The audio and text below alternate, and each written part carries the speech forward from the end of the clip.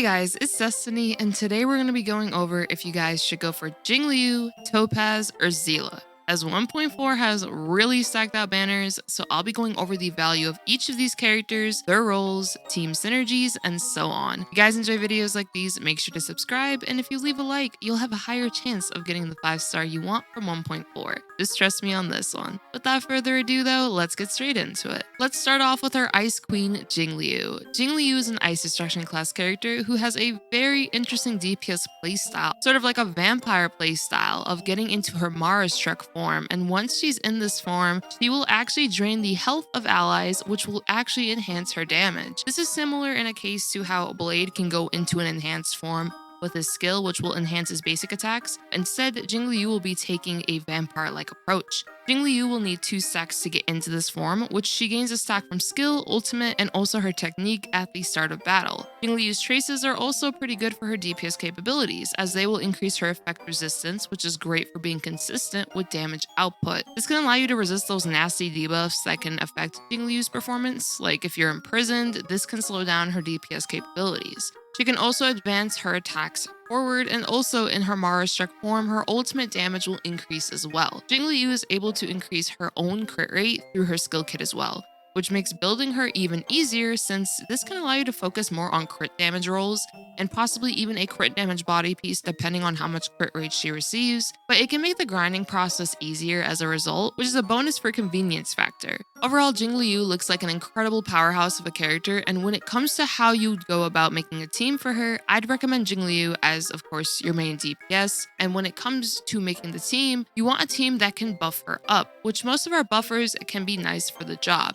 Debuffing enemies is also great since now Jing Liu can take advantage of the buffs from a teammate, her own self-buffing capabilities, and now debuffs a teammate will inflict onto enemies. This can skyrocket Jing Liu's power potential. An ideal partner for Jing Liu can be Seele. Seele has AoE defense reduction on enemies with her ultimate, and Jing Liu has AoE capabilities of dealing damage once she's in her Mara struck form. You can also pair Jing Liu with a character like Blade, who can be used as a sub-DPS alongside Jing Liu. Jing Liu is able to reduce Blade's health when she is in her Mara struck form, and this will make him follow-up attack more, reach his ultimate damage cap faster for his potential, and overall create a pretty nice synergy. You'll also want a good sustain who can keep the team alive, because if Jing Liu kind of just drains your health, then your team might end up having a game over. So whichever one of your sustains are built and good at solo sustaining should be able to get the job done pretty well. When it comes to the pull value of Jing Liu, she looks very promising, and her kit definitely looks very powerful. Plus, she gets brownie points for an incredible design, and the fact that she can freeze enemies with her technique in battle and in the overworld is pretty cool. As for our next option, it is the adorable Topaz and Numby. Topaz and Numby have a very interesting approach to the DPS playstyle as well, because what if I told you Topaz and Numby have more than one role than the usual main DPS approach? Topaz is a fire hunt character and is able to be a sub DPS and also a follow-up attacker support with her skill kit, which makes her pretty interesting. Topaz is able to inflict proof of debt on an enemy, which will happen immediately upon her turn if no enemy is inflicted with it, and it'll be on a random enemy. But you can use her skill to pick who you want to inflict proof of debt on. Proof of debt is able to increase the follow-up damage you deal to an enemy, which is not only limited to Topaz's follow-up attacks. This means you can have a character like Clara on the team, put proof of debt on the main enemy on the field, which will allow Clara to have increased follow-up damage on them, and honestly, her lasers are literally going to blow up the enemy at that point. Topaz has incredible potential when it comes to supporting follow-up damage dealers with her skill kit, and even buffing up her own damage since Topaz's playstyle and damage consists of follow-up attacks, which is from Numby. Numby is also advanced forward whenever an ally does a follow-up attack on an enemy with proof of debt, which makes Numby able to attack a decent amount of times per turn. And also, Topaz's ultimate makes it to where Numby will have a damage and crit damage increase, and whenever an ally does attack an enemy after Topaz's ultimate, this will result in Numby doing a follow-up attack on them with the ultimate buffs that Numby just received. This seems to last for 2 enhanced follow-up attacks that Numby can deal based on livestream, and we do not know the traces of Topaz just yet, but so far she looks pretty nice, especially with how it could be used with our other follow-up attackers to buff them up. As for team concepts, you can consider Topaz with a follow-up attacker.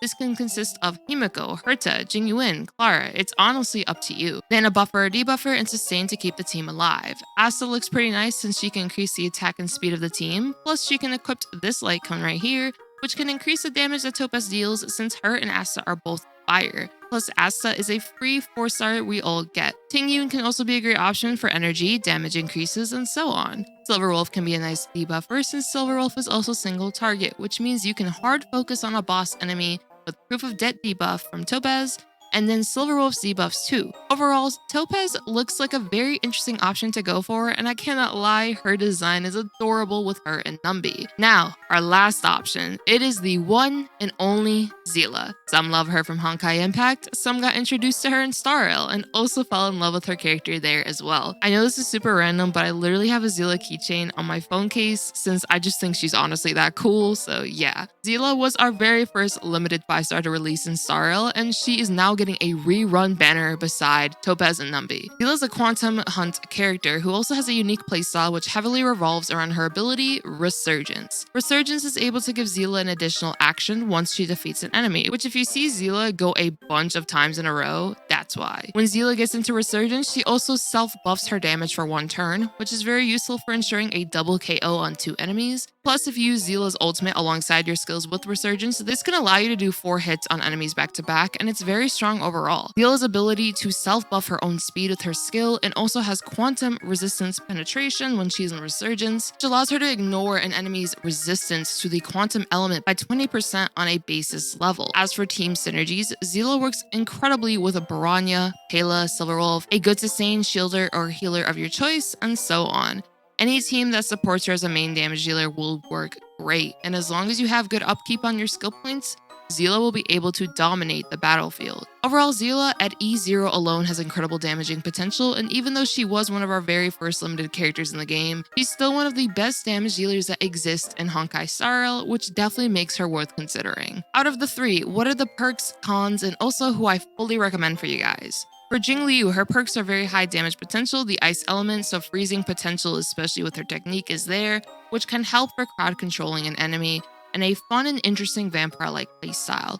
The cons is that if you don't have a good sustain on the team, using her might be a bit harder since your team may very well lose in the fight without the ability to keep up with her HP draining and also the enemies attacking the team. You may not need Jingliu if you have other strong DPS characters like Don Hung-il, Seele, Kafka, and so on.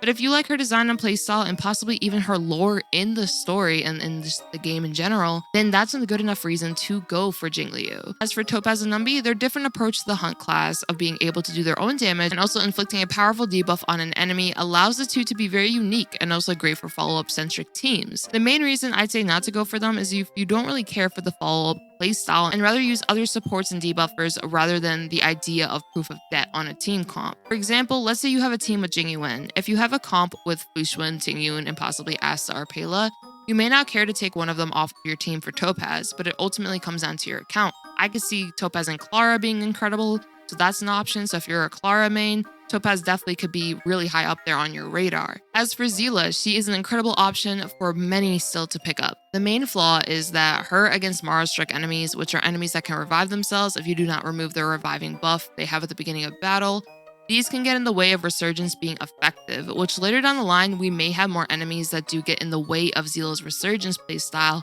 like how the Mara-struck enemies do. So if I did have to recommend one, I would honestly likely say to go for Jing Liu the most if you're looking for a character that does not care about the typing of an enemy or the abilities they may have rather that can get in the way of her skill kit. Since her kit is way more dependent on your team's survivability and just your team comp in general, than having to, for example, KO an enemy like Seele has to. Topaz is really good too, but it depends if you're highly looking at a follow-up centric character and if you want to go with that playstyle as well. All of them at the end of the day are great and have awesome perks and cons, but I'd say at the end of the day to go for the one you like the most, since all of them have great uses for teams. I hope you guys enjoyed my rundown though on all 3 of the upcoming characters for 1.4, and if you did, make sure to subscribe to see more Star Rail content from me, leave a like to support the video, and lastly, I hope you all have a great one. Peace.